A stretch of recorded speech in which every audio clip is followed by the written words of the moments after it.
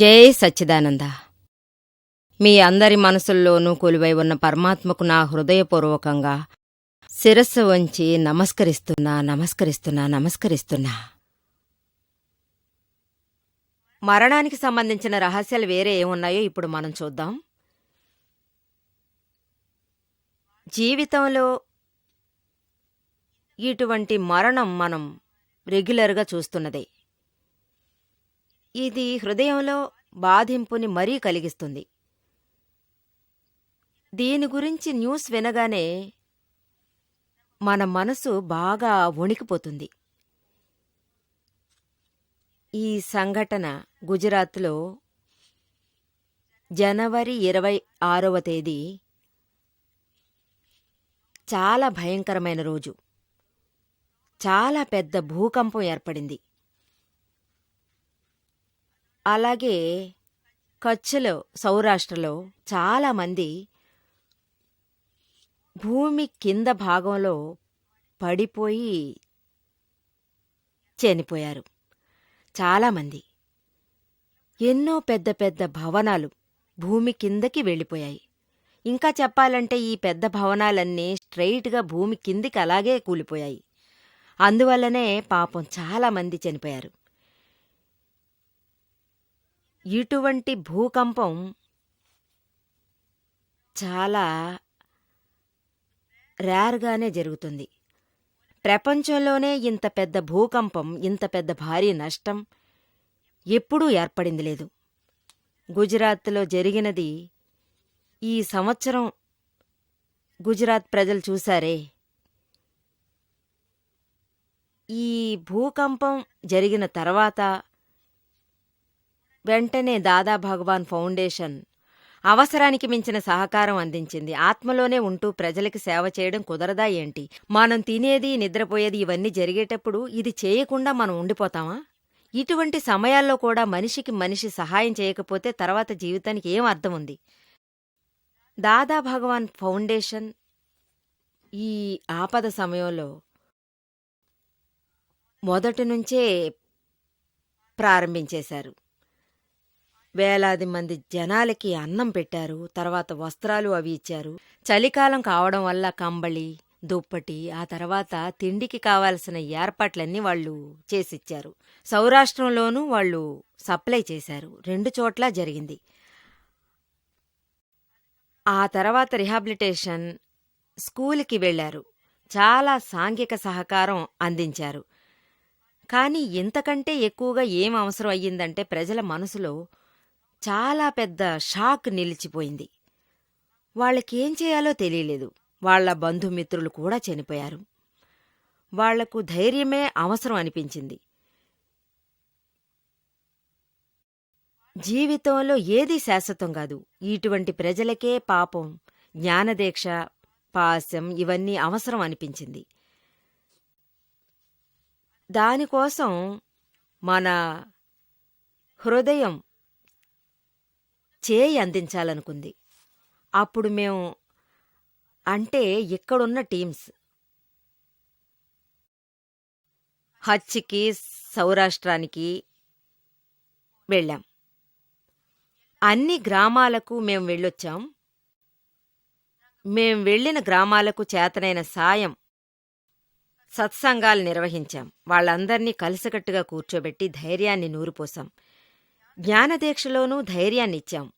ప్రజలందరూ భయంతో వణికారు. వాళ్ళందరికీ పడుకోవడానికి కూడా వీలు కాలేదు. ఇంకా చెప్పాలంటే ఇందులో చాలామంది మెంటల్ డిప్రెషన్కి పోయి చేరారు. వాళ్లకు రోజంతా ఒకటే ఫీలింగే ఉండేది. అంటే మనం ఆడుకుంటున్నాం అంతే. ఈ సైకాలజీ వాళ్ళకి ఈ విధంగా వాళ్ళు ఎదుర్కొన్నారు. వాళ్ళ దగ్గర ఇలా ఆధ్యాత్మికం గురించి మాట్లాడి ఆత్మజ్ఞానం వీటి గురించంతా వాళ్లకు వివరించి వాళ్లకు ఒక ధైర్యాన్ని కలిగించేలా చేశాం. అహ్మదాబాద్లో, తర్వాత హచ్లో, సౌరాష్ట్రలో అన్ని గ్రామాలకు వెళ్ళి వాళ్లకు సహాయం చేసి మాట్లాడి చూసి వాళ్లను మాతోటి ప్రేమగా ఉండేలా చేశాం. వాళ్ళు ఏడుస్తూనే ఉన్నారు. ఇంకా చెప్పాలంటే ఆ ఫియర్ సైకాలజీ వల్ల నిద్రపోవడం కూడా కుదరలేదు. భూమి కంపించటం, వాళ్ళు చనిపోయారు, వీళ్ళు చనిపోయారు లాంటి విని విని ఎవరికీ నిద్ర అనేదే రాలేదు. ఏమైనా అవుతుందేమోననే భయమే వాళ్ళలో నిలిచింది. చాలా మందికున్న ఇళ్లల్లోకే వెళ్ళలేకపోయారు. ఆరు బయటే పాపం నిద్రపోతున్నారు. అది కూడా నెలల కొద్దీ వాళ్ళు నిద్రపోతున్నారు. వీళ్ళని నార్మల్గా, బ్యాక్ టు నార్మల్గా ఉండడానికి మేం తీసుకొచ్చాం. ఈ మాటలన్నీ విని వాళ్ళు సంతోషించారు. చాలా సక్సెస్ఫుల్ అయ్యారు. ఈ మెంటల్ ఫియర్ సైకాలజీ నుంచి బయటికి తీసుకొచ్చాం. వాళ్లకు ధైర్యం కలగడం మొదలైంది. పై అంతస్తు బిల్డింగులో ఉన్న ఎవరూ లోపలికి పోనేలేదు. వాళ్ళందరికీ బాగా ధైర్యాన్నిచ్చి వాళ్లను నార్మల్కి మేం తీసుకొచ్చాం. ఆ తర్వాత హచ్చులో ఉన్న అన్ని గ్రామాలకి వెళ్ళాం. అక్కడ పక్కనున్న అన్ని గ్రామాలకి చాలా డ్యామేజ్ లాంటివి ఏర్పడ్డాయి. అక్కడ ఉన్న కొంచెంసేపు కూడా చూడలేకపోయాం. అక్కడ ఒక ఇల్లు కూడా బాకీ లేకుండా పోయింది. అన్నీ పోయాయి. భూమిలో పాతుకుపోయాయి. ఎంతమంది చనిపోయారు. భుజ్లోనూ ఇదే పరిస్థితే ఉంది. మేం ఎవరెవరిని కలిశామో వాళ్లంతా వాళ్ళ వాళ్ళ బంధువులు చనిపోవడం వల్ల చాలా దుఃఖానికి గురయ్యారు. ఎక్కడా ఏ ఇంట్లోనూ ఏడుపు శబ్దమే వినిపిస్తోంది. వాళ్ళు చెప్పిందంతా ఇదే. మా బంధువులతో పాటు మేం కూడా పోయి చేరుండొచ్చు. మేం మాత్రం ఉండి ఏం ప్రయోజనం ఉంది? ఈ ప్రశ్న అందరి మనసుల్లోనూ ఉండేది. భగవంతుడు ఈ విధంగా ఎందుకు చేస్తున్నాడు? భగవంతుడు కలలోనే దాక్షిణ్యం లేనివాడుగా ఉన్నాడని వినుంటాం. అప్పుడు నేను చెప్పాను, భగవంతుడు ఖచ్చితంగా ఇది చేయడం లేదు. భగవంతుడు ఎవరికీ దుఃఖాన్ని ఇవ్వటం లేదు. అలాంటప్పుడు ఎందుకు ఆయన భగవంతుడు అనాలన్నారు? ఇదంతా వాళ్ళ కర్మవిధి ప్రకారమే జరుగుతుంది. ఇదంతా సృష్టిలో లీలనే కదా. ఎవరు అనుభవించాలనుంటే వాళ్ల లెక్కనే కదా. ఇందులో భగవంతుడి హస్తమే లేదు. భగవంతుడు ఎవరికి మంచిది చేయడం లేదు, చెడు చేయడం లేదు. భగవంతుడు బ్లేమ్ చేయడం చాలా పెద్ద తప్పని చెప్పాను. భగవంతుడు శాసిస్తున్నాడు, లోకాన్ని నడిపిస్తున్నాడు, మంచి చేస్తున్నాడు, చెడు చేస్తున్నాడు, అన్నీ భగవంతుడు చేస్తున్నాడు. అతని ఆజ్ఞ లేకుండా ఒక వస్తువు కూడా ఇక్కడ కదలడం లేదు. అన్నీ ఒక భ్రమ అనే నేను మీకు చెప్తాను. శ్రీకృష్ణ భగవాన్ 5వ అధ్యాయంలో 16వ శ్లోకంలో చెప్పాడు, నా కర్తృత్వం నా కర్మాణి నా సృజతి లోకస్య ప్రభు నా కర్మఫల సంయోగే స్వభావస్తు ప్రవర్తతే. భగవంతుడు ఎలాంటి ఏ కర్మవిధిని నిజంగా చేయడం లేదు, అతను దేన్ని చేయించడమూ లేదు. ఈ లోకంలో భగవంతుడు చేయడం లేదు, లోకాన్ని ఆడించడం లేదు. ఇదే నిజమన్నాను. కర్మవిధి ఫలాన్ని ఇచ్చేవాడు ఆయన కాదు. ఇవన్నీ స్వభావంగా జరుగుతున్నాయి. అన్నీ తమ స్వభావంతో జరుగుతుంది. న్యాచురల్ బైస్ ఓన్. ఇదంతా భగవంతుడు చేస్తున్నాడనేదంతా భ్రమ అని వాళ్ళకి మేం వివరించాం. ఇదివరకే చాలా పాపాలు చేశాం. ఇందులో భగవంతుడిని బ్లేమ్ చేసి చేసి ఇంకా పాపాన్ని ఎక్కువ చేసుకోవాలి. కొత్త పాపం నుంచి ఎంతమందిని మేం విడిపించామో తెలుసా? ఆ తర్వాత మేము అక్కడి నుంచి హాస్పిటల్కి వెళ్ళాం. అది చాలా పెద్ద హాస్పిటల్గా కనిపించింది. సేవలు బాగుంటాయి. చాలా మంచి మనుషులు. చాలా డాక్టర్స్ తమ సేవలను అర్పించడం కోసం అమెరికా నుంచి అక్కడికి వచ్చి దిగారు. 400-500కు పైగా వ్యాధిగ్రస్తులు. యాక్చువల్గా అక్కడ అంత కెపాసిటీ లేదు.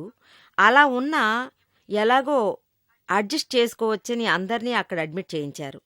కింద నేల మీద బెడ్ వేసి, టెంట్ వేసి ఈ రకంగా అంత ట్రీట్మెంట్ ఇచ్చారు. ప్రతి ఒక్క రోగిష్టి దగ్గరికి నన్ను తీసుకెళ్లారు. చాలా కథలన్నీ వాళ్ళకి మేం చెప్పాం. అదంతా అక్కడ చెప్తూ ఉంటే మనకు రోజే పోతుంది.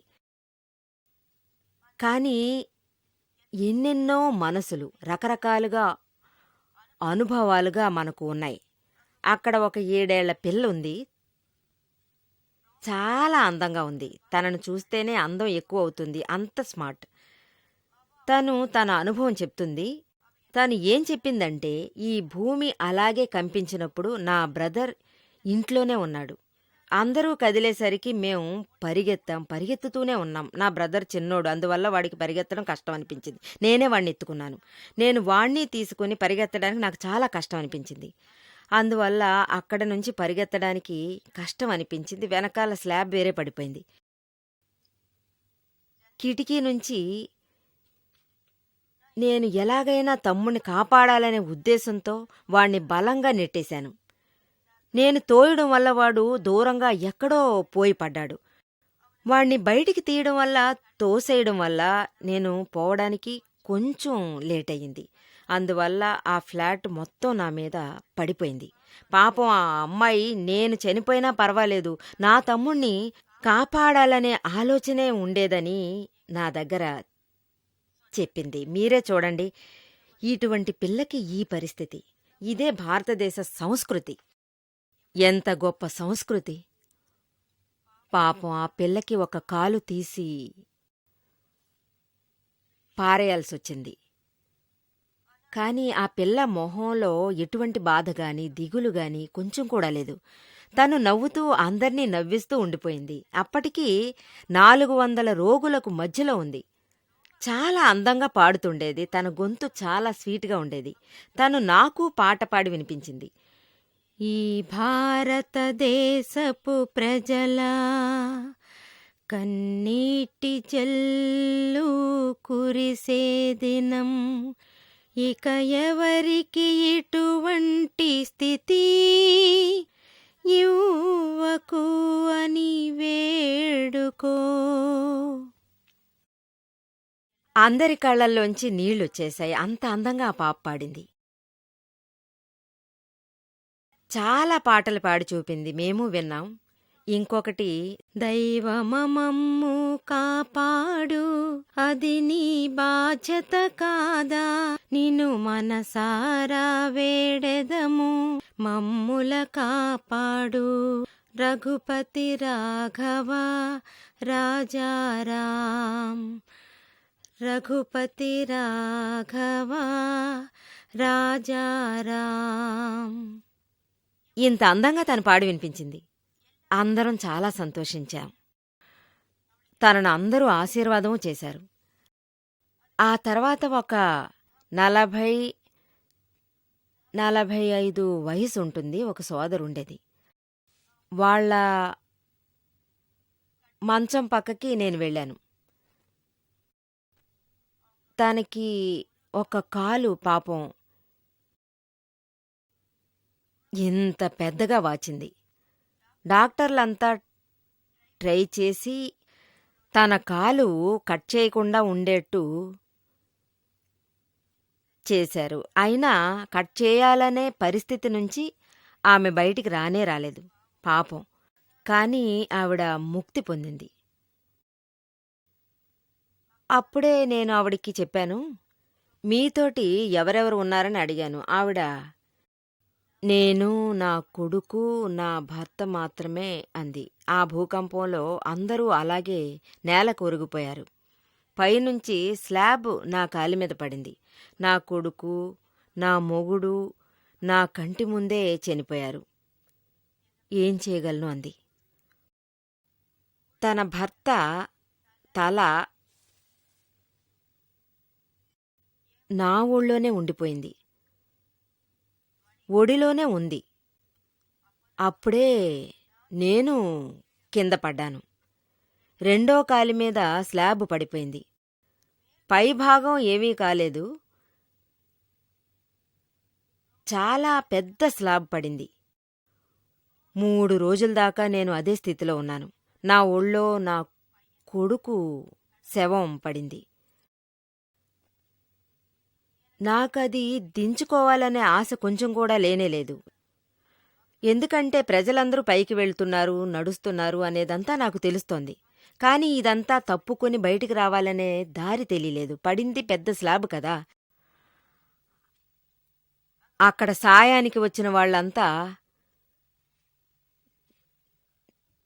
ధైర్యంగా అలాగే ఉండిపోయారు. ఆ క్రేన్, ఇంత చిన్న సందులో ఆ క్రేన్ రావడానికే కుదరలేదు. నేను బయటికి వెళ్ళగలనా లేక చచ్చిపోతానా ఇలాగే అనుకుని అక్కడే కంగారు పడుతూ కూర్చున్నాను. ఎక్కడైనా నీళ్లు దొరికితే గొంతు తడుపుకుందామని చూస్తే ఏదీ దొరకలేదు. ఎక్కడో కొంచెం వెలుగు మాత్రం నాకు తెలిసింది. అందువల్ల ఏ సాయం అందకుండానే నేనున్నాను. 3 రోజులు ఇలాగే గడిచిపోయింది. ఆ తర్వాత మిలిటరీ వాళ్ళొచ్చి వాళ్ళు రోజూ అక్కడికొస్తున్నారు. కానీ ఒక విధంగా నన్ను చూసి చాలా కష్టపడి బయటికి నన్ను వాళ్ళు తీసుకొచ్చారు. నేను తప్పించుకున్నాను. కానీ ఈ కాలు మాత్రం ఇప్పుడు మీరు చూసే ఈ పరిస్థితిలో ఉంది. ఆ తర్వాత నేను వాళ్లతో చెప్పాను, మీరు విడిగానే కదా ఉన్నారు. అయితే మీరిప్పుడే మాతో వచ్చేయండి. ఇక్కడికొస్తే మీకేం చెయ్యాలో అదంతా అక్కడికొచ్చి చూసుకుందాం. దానికి వాళ్ళు చెప్పారు, నన్ను ఎక్కడికి తీసుకెళ్తారు? అహ్మదాబాద్కి.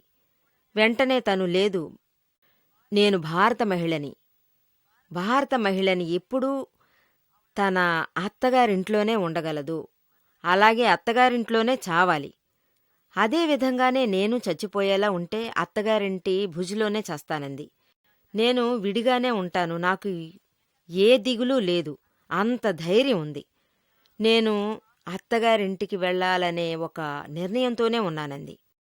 నాకు ఒక కూతురు ఇక్కడ ఉండేది, ఒక కూతురు లండన్లో ఉండేది, ఒక కూతురు అహ్మదాబాద్లో ఉండేది. ఇద్దరూ రమ్మనే చెప్తున్నారు. కానీ నేను స్ట్రెయిట్గా రాననే చెప్పేశాను. నేను నా హస్బెండ్ ఇల్లు గ్రామంలో ఉంది, అక్కడే బతికి అక్కడే నేను ప్రాణాలు వదిలేస్తానని చెప్పాను. వాళ్ల ధైర్యం చూశారా? భారత మహిళ ధైర్యం అభినందించాలి. ఆమె తన హస్బెండ్ మీద పెంచుకున్న ప్రేమనే తనను అత్తగారింట్లోనే చచ్చిపోతానని చెప్పేలా చేసింది. దీన్నే మీరు వెస్టర్న్ వరల్డ్లోనో ఫారిన్లోనో వినగలరా? అప్పుడు నేను ఆమెను చూసి చేతులెత్తి నమస్కరించాను. మీ మనోభావన ఎలాగో అలాగే జరుగుతుంది, ఇల్లు దొరుకుతుంది, అనుకున్నట్టు అంతా జరుగుతుందని చెప్పాను. ఆ తర్వాత తనకు అంతా సరిగ్గా మారి క్షేమంగానే ఉంది. కానీ ఈ విధంగా అంతా చూడ్డం కష్టం, నిజంగా దొరకదు. ఒక సోదరుడున్నాడు, గంధితాం. వారు మన సత్సంగానికి వచ్చారు. చాలా డిప్రెషన్లో ఉన్నారు. ఎందుకంటే వాళ్ళ చిన్న బ్రదర్, వాళ్ళ వదిన, 3 పిల్లలు అందరూ ఒకే రూంలోనే ఉన్నారు. అతను అక్కడున్న రూంలో నిద్రపోతున్నాడు. అప్పుడు ఆ ఫ్యాన్ రన్ అవుతూ ఉంది. స్లాబ్ విరిగింది. అప్పుడు ఆ ఫ్యాన్ కింద పడిపోయింది. ఆ సమయంలో పరుగు తీశారు. అప్పుడు ఆ ఫ్యాన్ జారి వాళ్ళ మెడ మీద పడింది. వాళ్ళ మెడ విరిగింది. అలాగే అక్కడే అందరూ చనిపోయారు, ఫుల్ ఫ్యామిలీ. అందువల్ల చాలా డిప్రెషన్లో పడ్డారు. ఆ తర్వాత నేను వాళ్లతో మాట్లాడాను, ఆధ్యాత్మికం గురించి చెప్పాను. వాళ్ల మనసుకు కొంచెం ఇంపుగా అనిపించింది. యాక్చువల్గా ఇటువంటి సమయాల్లో ఈ విషయాలు చాలా ఉపయోగపడతాయి. మీరు సంతోషంగా ఉన్నప్పుడు దీని గురించి అంతా మాట్లాడండి. అదే సమయంలో ఇది ప్రాబ్లం అనిపించినప్పుడు ఇదంతా చాలా డిఫరెంట్గా ఉంటుంది. అప్పుడు మైండ్ ఓపెన్గా ఉండడం వల్ల అన్ని విషయాలు వాళ్ళ వల్ల వినగలరు. అంతే తప్ప దీనికి స్థలమే లేదు. అప్పుడు ఆ విషయం మనసు లోపల నాటుకుంటుంది. వాళ్లకు మనసు నెమ్మది అనిపిస్తుంది. ఈ విధంగా జరగడమంతా ఎంతో మంది కళ్ళారా చూస్తున్నారు. ఒకసారి బాంబేలో దాదా భగవాన్ గారి ఫాలోవర్ ఉన్నారు. ఆయన రెగ్యులర్గా సమావేశాలకు వస్తాడు. అతనికి జనవరి 25వ తేదీ నిర్ణయించారు. 26వ తేదీని అహ్మదాబాద్లో వాళ్ళ బంధువులు ఇంటికి వెళ్లాలనుకున్నారు. యాక్చువల్గా ఆమెకు అక్కడ ఒక ప్రోగ్రాం లేదు. బంధువులు ఎక్కువగా పిలవడం వల్ల వెళదామనుకున్నారు. యాక్చువల్గా చూస్తే ఆయన దగ్గర టికెట్ కూడా లేదు. పెద్ద ఏజెంట్ని పట్టుకుని ఏమేమో చేసి చాలా కష్టపడి లాస్ట్ మూమెంట్లోనే వాళ్ళు టికెట్ తీసుకున్నారు. అతని భార్య, సోదరి, 3 అహ్మదాబాద్కు వచ్చి చేరారు. మణినగర్లో ఎక్కడో పెళ్ళి, 8:30కేమో పెళ్ళి. అప్పుడే ఈ భూకంపం వచ్చింది. బ్రదర్ అప్పుడే కింద బ్రేక్ఫాస్ట్ చేస్తున్నాడు. భార్య, సోదరి ఫస్ట్ ఫ్లోర్లో ఉన్నారు. గ్రౌండ్ ఫ్లోర్లో వాళ్ళు పార్టీ అరేంజ్ చేసి తింటున్నారు. ఫస్ట్ ఫ్లోర్లో అతని భార్య, చెల్లెలు స్నానానికో దేనికో వాళ్ళు తయారవుతున్నారు. ఈ భూకంపం రాగానే అందరూ గబగబా కిందకొచ్చి చేరుకున్నారు. ఈ సోదరుడు కిందే ఉండిపోయాడు. పైనుంచి వచ్చిన అందరూ తప్పించుకున్నారు. ఇతను ఈ విధంగా పరిగెత్తేటప్పుడే అక్కడ స్లాబ్ పడిపోయింది. అలాగే అణిగిపోయాడు. 2-3 గంటలు ప్రాణాలతో ఉన్నాడు. కానీ అతను బయటికి రావడానికి ఏ దారి కనిపించలేదు. అంత పెద్ద స్లాబ్ ఎలా తీయగలం? ఆదుకోవడానికి ఎవరూ లేరు. అతను అక్కడికక్కడే చనిపోయాడు. భార్య, చెల్లెలు ఇద్దరూ నార్మల్గా ఉన్నారు. అక్కడే ఉన్నారు. మేం వాళ్ళని చూడ్డానికి వెళ్ళాం. వాళ్ళకి కొంచెం ధైర్యం చెప్పాం, సత్సంగాలిచ్చాం. అంతా విన్నారు. అందరు బంధువుల దగ్గర దీని గురించే చెబుతూ గడిపాం. మీ హస్బెండ్ ఏం చెప్పేవాడో అదే దారిలో మీరు వెళ్ళండి. ఆధ్యాత్మికంలో చాలా ప్రశాంతత దొరుకుతుంది. ఇటువంటి మరణము వస్తుంది కదా, దీన్ని మన వల్ల ఎప్పుడూ చూస్తూ ఉండడం కుదరదు కదా. ఒకే సమయంలో వేలాది మంది చావడం అనేది ఇది కాలం యొక్క, భూమి యొక్క భీభత్సమైన కోపమనే చెప్పాలి. లేదంటే ఇది కర్మవిధి ఫలం ఒకటై కలిసే కర్మవిధి ఫలం వచ్చిందని చెప్పొచ్చు కదా. మిగతా వాటన్నిటికీ నిమిత్తం అనేది ఒకటుంది. ఇదంతా నిమిత్తమైంది. కానీ ఎవరి మరణం సంభవించిందో ఆ సమయంలో వాళ్ళు వెళ్ళిపోయారు. కానీ మరణం జరిగేటప్పుడు మెంటాలిటీ అనుభవించటం ఎంత భయంకరమో తెలుసా? ఇంకా చెప్పాలంటే ఆఖరి క్షణమే అది ఆత్మలో భగవంతుని పేరులో ఉండడం అనేది చాలా కష్టం. భయపడుతూ భయపడుతూ భయపడుతూ ఖచ్చితంగా గతే మారుతుంది. ఇంకా కొందరు భగవంతుణ్ణే అనుకుని కూడా వాళ్ళు ప్రాణాలనే వదిలేస్తుంటారు. ఈ రకంగా చనిపోయిన వాళ్ళు చాలామంది ఉన్నారు. భగవంతుడి పేరు చెప్పి లేదా తమ ఇష్టదైవాన్ని చెప్పి చనిపోతుంటారు. ఇంతకన్నా ఈ జ్ఞానం అనేది ఉంటే వేరే ఏదీ మనకు అక్కర్లేదే. ఈ విధంగా ఉండే వాళ్ళకి ఆత్మ ఆటోమేటిక్గా నిరంతరం గమనం ఉండే కదా తీరుతుంది. అన్ని బాధల నుంచి ముక్తి కలుగుతుంది. ఇది నా మరణం కాదు, ఇది నా లెక్క ప్రకారం ముగిసింది. ఇలాంటి ఉద్దేశం ఉండేవాళ్ళు జ్ఞానదీక్ష తీసుకున్న తర్వాత ఖచ్చితంగా వాళ్లకు తెలుస్తుంది. ఈ విధంగా భూకంపం నుంచి వాళ్ళందరూ తప్పించుకున్నారు. కానీ లోపల బయట జ్ఞానం నిజంగా కనిపిస్తూ ఉండాలి. వాళ్ళు నాకు వర్ణన కూడా చేశారు. ఇదంతా అడిగితే ఇలాంటి జ్ఞానం సాయం చేస్తుందా అని చాలా ఆశ్చర్యంగానే ఉంటుంది. ఉంది, నిజంగా ఉంది. ఆత్మని సుఖం దుఃఖం ఏది టచ్ చేయడం లేదు. ఇదే నా స్వరూపం. ఇది ఎవరికైతే బాగా అర్థమవునో వాళ్ళు జ్ఞానంలోనే ముక్తి పొందుతారు. ఈ జ్ఞానం ప్రాప్తించడం చాలా అవసరమైన ఒకటి. ఆత్మను గుర్తుపట్టడం అనేది అవసరం. మీకు అన్నీ దొరకొచ్చు, మళ్ళీ జన్మ ఖచ్చితంగా దొరకదు. ఎవరెవరికల్లా మనిషి జన్మ దొరుకుతుందో అదేవిధంగా ఈ మనిషి జన్మలో మీరు ఆత్మను అర్థం చేసుకునేలా అయ్యింది. ఇక్కడ ఎన్నో కోట్ల కొద్ది జంతువుల్లా ఉండి మనం మనుషులమయ్యాం. లేకపోతే మనం ఇంకా ఎన్ని రోజులు దిగులు పడుతూ ఉంటాం. ఇటువంటి అవస్థ నుంచి విడుదల పొందడానికి ఇదొక్కటే దారిలా ఉంది. మీరు ఇప్పుడే ఆత్మజ్ఞానం ప్రాప్తం పొంది అన్ని బాధల నుంచి మీరు ముక్తి పొందగలిగితే జీవితం సాగించడం తెలుస్తుంది. ఈ మంచి విషయం చెప్పడం కోసమే మేం టీవీ ద్వారా ఇదంతా చెప్తున్నాం. మీరు స్వయంగా ఇక్కడికి రావాలి. మీరు స్వయంగా మా దగ్గరకు వచ్చి జ్ఞానదీక్ష తీసుకోవాలి. ఒక దీపం ఎప్పుడు వెలుగుతుంది? ఇప్పుడు మీ చేతిలో ఒక దీపం వెలిగించడానికే మేము అలా ఉంటేనే మా వల్ల దీపం వెలిగించగలం. మీకు ప్రకాశం ప్రకాశం అని ఒక వెలుగు ఇవ్వగలం. జై సచ్చిదానంద.